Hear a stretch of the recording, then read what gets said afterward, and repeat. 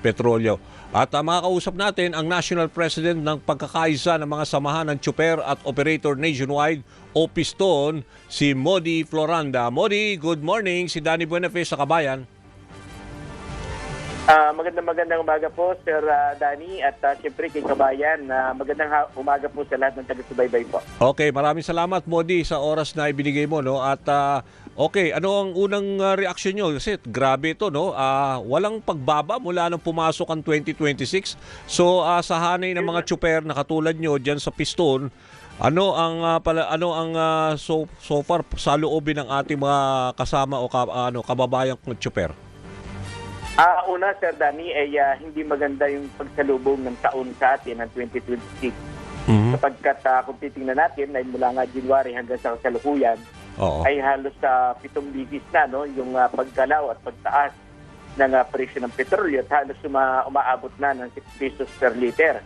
Yung galaw sa diesel at halos kulang-kulang din na 5 pesos naman sa presyo ng gasolina. Malaking epekto yung carry ng mga pagtaas kasi yung laki ng nawawalang kita ng ating mga driver.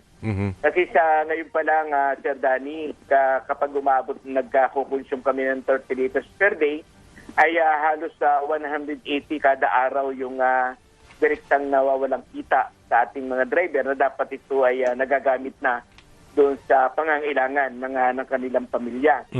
At sa loob po ng 25 days nating pamamasada ay malutong po na halos 4,500 pesos yung direktang nawalang kita ng ating mga driver. Sabi nga natin, sa laki-laki ng nawawalang kita na dapat ito ay nagagamit na, no, yung pambayad ng bahay, pambayad ng tubig, ng kuryente, na ngayon ito atas din yung presyo ng kuryente. Kaya malaki pong epekto sa hanay po ng mga driver at mga operator itong halos na 7 bisis na pagtaas ng presyo ng petrolyo dito sa ating bansa.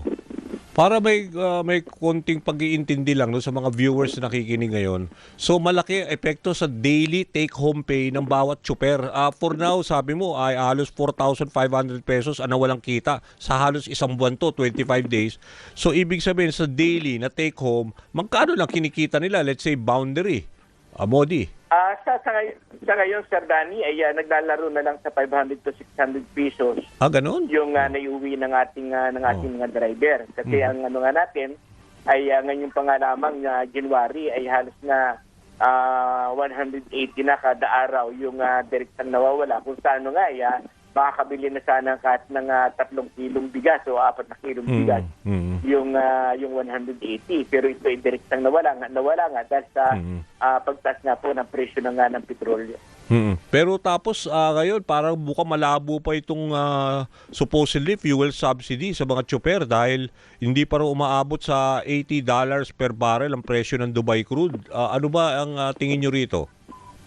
Yun ang isang sa Danny, sapagkat kapag yung mga mahihirap, yung mga maliliit, yung nangangailangan ng tulong mula sa ating pamahalaan, ay mayroong pamantayan, at mayroong sinasabi parang sila qualification, na kapag umabot nga po ng 80 per barrel sa international, yung presyo ng petrolyo, saka pa lamang nila pag-uusapan yung magiging subsidy o tulong sa ating mga driver at mga operator. Bagamat ito rin ay hindi rin naman talaga magre-resolve doon sa kasalukuyang kalagayan ng ating mga driver at mga operator kung saan ito ay parang karsada lang, Sir Danny. Papatsi-patsing solusyon, ayaw solusyonan yung mas mahabang dapat solusyonan ng ating pamahalaan. Matagal na natin sinasabi na sa ganitong mga seri ng mga paggalaw ng presyo ng petrolyo, dapat pag-aralan na rin talaga ng gobyerno na yung usapin ng masyadong mataas na buwis sa produktong petrolyo sapagkat sa ngayon, Sir Danny, kapag tingnan po natin, halimbawa sa excise tax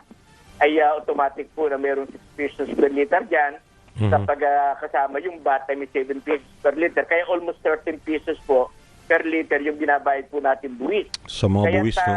Kapag tingnan po natin sa loob po ng isang araw na tayo nakaka 30 liters per day, halos na umaabot po ng 370 yung buwis nating ibinabayad sa gobyerno at sa loob po ng 25 days ay malutong po na umaabot ng 24,000 yung ating buwis sa ating pamahalaan. Kaya tingin natin ay dulot nga ito nung kapabayaan mismo ng ating pamahalaan sapagkat kung titingnan po natin sa Dani, yung old regulation law ay 28 years na po na namamayagpag dito sa ating bansa na hindi naman talaga nakatulong. So sa mga sari po ng sektor at mismo sa ating mga mamamayan, bagkus nagdulot ito ng pahirap hindi lamang sa mga driver at operator kundi sa ating mga mamamayan sapagkat sa bawat paggalaw ng presyo ng petrolyo, pagtaas ng mga bilihin. Okay, Modi, bago kita bitawan, isa na lang. So for now, kung wala pang fuel subsidy, anong palagay mo? Hihirit ba kayo ng panibagong fare hike?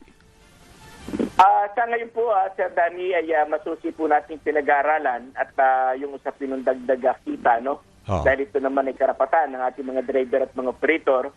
At tingin po natin ay napapanahon na rin talaga na tayo ay mag-file ng usapin ng dagdag kita sa ating mga driver at mga operator. At siyempre, kakakibat niya sa Danny yung panawagan natin sa gobyerno din na kailangan talagang itaas din yung sahod ng ating mga manggagawa na yung sinasabi nga natin, yung minimum living wage na 1,200 para at least ay matugunan din yung pangangailangan ng ating mga kapatid na manggagawa at ng ating mga ordinaryong mamamayan. Sige. Okay, Modi, basta babantayan. Sana nga medyo wag naman magkaroon ng pag-increase uli next week, no? Dahil talagang tinatamaan ang ating mga mananakay na rin kung sakaling tumaas naman yung presyo ng lalo na yung mga tsuper na kayo ay halos sabi mo take home pay 500 to 600 pesos na lang a day. Maraming salamat, Modi, sa oras. Opo, maraming salamat po, Sir Danny, at palagi po kayo mag-ingat. Salamat. Okay, salamat.